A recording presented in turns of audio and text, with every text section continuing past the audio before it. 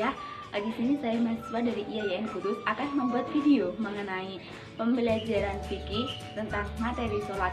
Nah, sebelum mengajak ke video pembelajaran fikih, perkenalkan nama kelompok kami. Yang pertama yaitu ada Mbak Juliana, NIM 135, kemudian ada Mbak Eva Syafatul Husna, NIM 157, kemudian saya sendiri Nurul Istiqlaliyah, NIM 160. Nah, video ini dibuat untuk memenuhi tugas mata kuliah pembelajaran fikih MISD yang diampu oleh Bapak Zuhri. Nah, sebelum kita mempelajari tentang materi sholat, alangkah baiknya mari kita tonton video sholat berikutnya.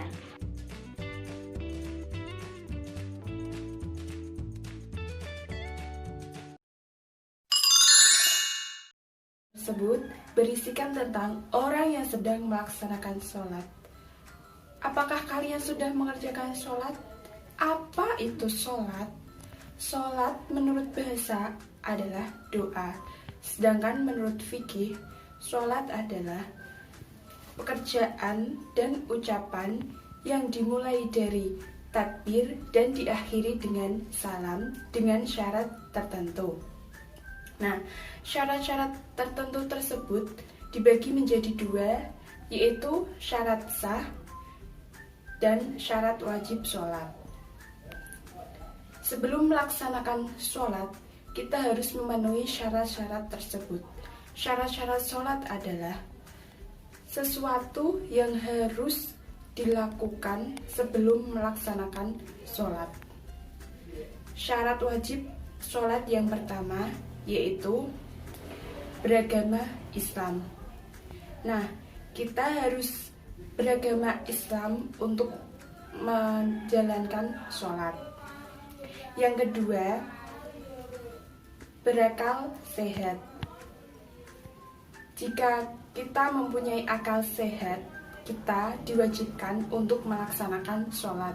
Contohnya seperti orang gila tidak mempunyai akal, tidak diwajibkan untuk melaksanakan sholat. Yang ketiga yaitu dewasa atau sudah balik. Anak-anak tidak diwajibkan untuk melaksanakan sholat, tetapi biasanya diajarkan untuk sholat agar terbiasa melaksanakan sholat.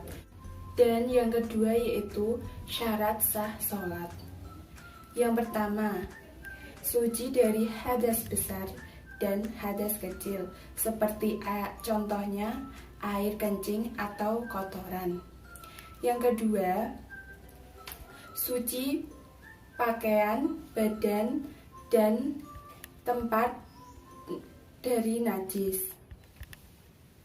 Tempat yang harus kita tempati itu harus bersih dan suci. Sebelum kita melaksanakan sholat, kita harus mandi terlebih dahulu. Yang ketiga yaitu menutup aurat. Di sini ada ketentuan antara laki-laki dan perempuan.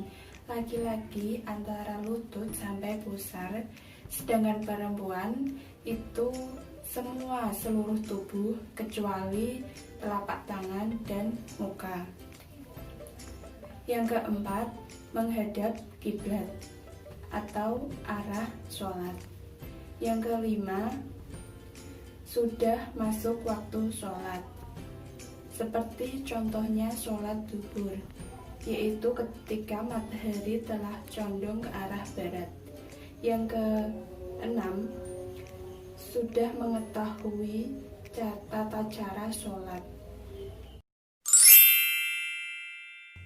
Oke, selanjutnya di sini saya akan melanjutkan materi tentang rukun dan sunnah dalam sholat. Yang pertama adalah rukun dalam sholat. Rukun adalah setiap perkataan atau perbuatan yang akan membentuk hakikat dalam sholat. Jika salah satu rukun ini tidak ada, maka sholat pun tidak teranggap secara syar'i dan juga tidak bisa diganti dengan sujud syahwi. Selanjutnya, rukun itu dibagi menjadi 13. Yang pertama, berdiri bagi yang mampu. Apabila tidak bisa berdiri, maka bisa dengan duduk atau berbaring dengan bahasa isyarat. Yang kedua adalah niat dalam hati. Yang ketiga, takbiratul ihram. Yang keempat, membaca surat Al-Fatihah pada tiap-tiap rokaatnya. Yang kelima, ruku dan tumakninah. Yang keenam adalah i'tidal. I'tidal dilakukan setelah ruku dan tumakninah. Yang ketujuh adalah sujud 2 kali dengan tumakninah. Yang kedelapan, duduk di antara 2 sujud dengan tumakninah. Yang kesembilan, duduk tasyahud akhir.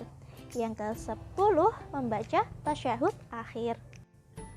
Yang ke-11 yaitu membaca sholawat Nabi. Yang ke-12 yaitu membaca salam. Yang pertama, membaca salam dengan kepala menghadap ke kanan, kemudian kepala menghadap ke kiri. Yang ke-13 atau yang terakhir yaitu tertib. Tertib yaitu dengan melakukan rukun secara berurutan. Oke, selanjutnya di sini saya akan menerangkan tentang sunnah-sunnah dalam sholat. Sunnah itu apa? Sunnah adalah sesuatu yang tidak membatalkan sholat apabila ditinggalkan, baik secara disengaja maupun tidak disengaja, tetapi dapat mengurangi kesempurnaan dalam sholat.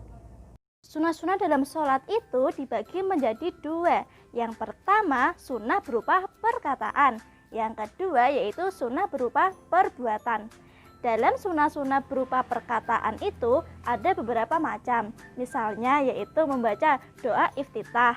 Yang kedua yaitu ta'awud. Yang ketiga yaitu membaca basmalah. Yang keempat, membaca surat-suratan. Dalam membaca surat-suratan ini yaitu setelah Al-Fatihah.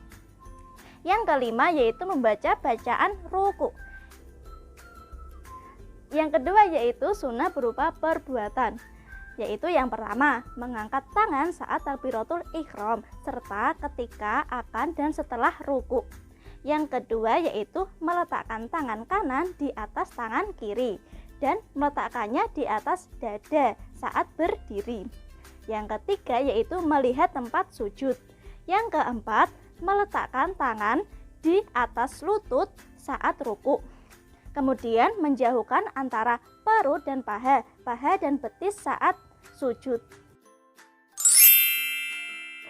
Baik, selanjutnya perkenalkan, nama saya Nur Istiqlaliyah NIM 160. Nah, di sini saya akan menjelaskan tentang hal-hal yang membatalkan sholat. Ada berapa sih hal yang membatalkan sholat itu? Hal yang membatalkan sholat itu ada 8. Apa saja? Yang pertama yaitu meninggalkan salah satu rukun dari sholat. Kemudian yang kedua yaitu tidak melakukan salah satu dari syarat-syarat sah sholat. Kemudian yang ketiga yaitu berbicara dengan sengaja ketika kita sedang sholat itu tidak diperbolehkan, karena hal tersebut merupakan hal yang membatalkan sholat. Kemudian yang keempat yaitu banyak bergerak dengan disengaja. Artinya ketika kita sholat kita tidak boleh bergerak dengan sengaja. Kita tidak boleh tengok kanan ataupun tengok kiri secara sengaja. Itu tidak boleh. Yang kelima yaitu makan ataupun minum dalam keadaan kita sholat itu tidak diperbolehkan, karena hal tersebut merupakan hal yang membatalkan sholat. Baik, selanjutnya yaitu kita harus mempelajari tentang tata cara sholat.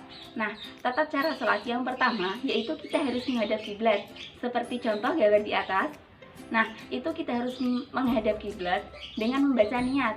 Salah satu niatnya yaitu sholat subuh. Bismillahirrahmanirrahim. Usolli fardhu subhi raka'ataini mustaqbilal kiblati ada ma'muman lillahi ta'ala.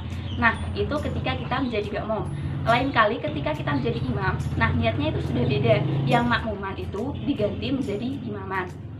Yang kedua yaitu melakukan takbiratul ihram dengan membaca Allahu akbar kabira walhamdulillahi katsira wa subhanallahi bukratan wa asila. Inni wajjahtu wajhiya lillazi fataras samawati wal ardh hanifan musliman wa ma ana minal musyrikin. Inna sholati wa nusuki wa mahyaya wa mamati lillahi rabbil alamin la syarika lahu wa bidzalika umirtu wa ana minal muslimin. Nah, seperti contoh gerakan di atas ini. Nah, gerakan tersebut yaitu orang sedang melakukan takbiratul ihram ketika sholat. Kemudian yang ketiga yaitu membaca surat Al-Fatihah. Setelah membaca surat Al-Fatihah, kita harus membaca salah satu surat-surat pendek. Selanjutnya yaitu kita melakukan ruku disertai dengan tumakninah seperti contoh gambar di atas ini. Nah, dengan membaca Subhana rabbiyal azimi wa bihamdih itu sebanyak 3 kali.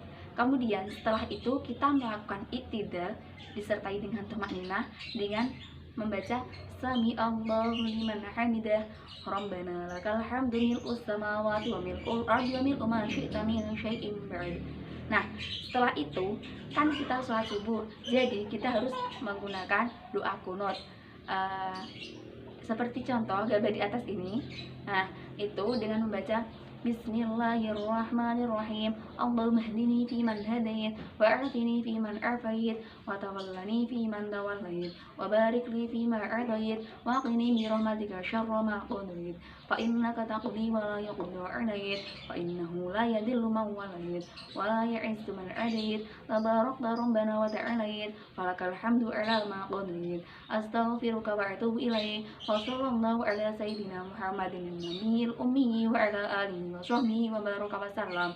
Nah, setelah kita melakukan kunut ketika sholat subuh, kita melakukan sujud dengan melakukan tumakninah. Nah, seperti contoh gambar sujud di atas dengan membaca Subhana rabbiyal a'la wa bihamdih itu sebanyak 3 kali. Selanjutnya yaitu duduk di antara 2 sujud dengan membaca Rabbil firli warhamni wajburni warfa'ni warzuqni wahdini wa'afini wa'fu anni. Seperti contoh gambar di atas ini ya.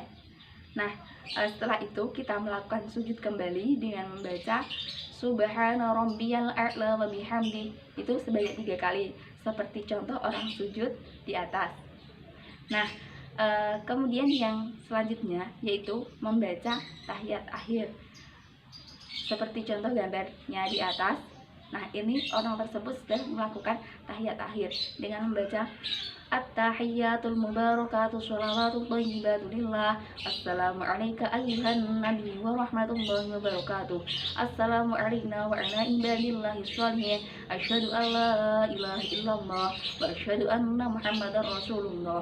Allahumma sholli ala sayyidina Muhammad wa ala ali sayyidina Muhammad kama shallaita ala sayyidina Ibrahim wa ala ali sayyidina Ibrahim wa barik ala sayyidina Muhammad wa ala ali sayyidina Muhammad kama barakta ala sayyidina Ibrahim wa ala ali sayyidina Ibrahim fil alamin innaka Hamidum Majid. Nah, setelah itu kita melakukan salam seperti contoh gambar di atas. Nah, Assalamualaikum warahmatullahi. Assalamualaikum warahmatullahi. Terima kasih. Semoga pelajaran kali ini bermanfaat bagi kita semua. Kurang lebihnya mohon maaf. Wassalamualaikum warahmatullahi wabarakatuh.